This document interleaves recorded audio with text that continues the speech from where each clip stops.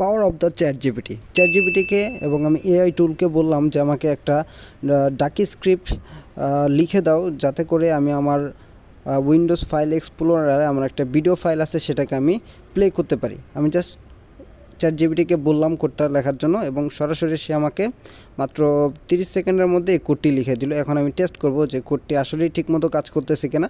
তার জন্য আমি কোডটাকে প্রথমে কপি করে নিলাম।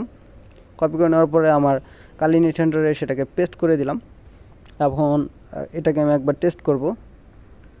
সো টেস্টের যে লাইভ যে ইন্টারফেসটা সেটা আমি ভিডিওতে সরাসরি আপনাদের দেখাচ্ছি। তো জাস্ট আমি আমার ফোনটাকে আমার কম্পিউটারের ইউএসবি কেবলের সাথে কানেক্ট করে দিব।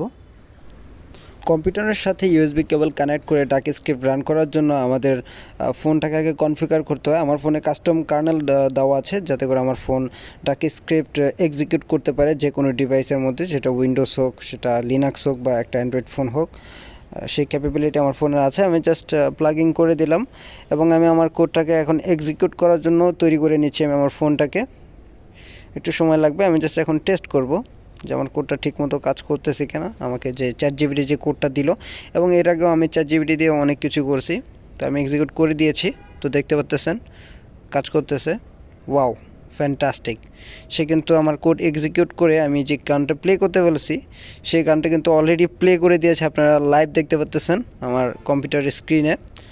সেই কোডটা যে প্রোভাইড করেছে চ্যাট জিপিটি সেটা কিন্তু কাজ করতেছে।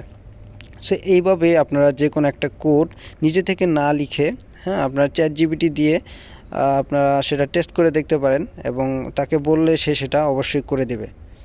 It's a power of chat GPT. Thank you.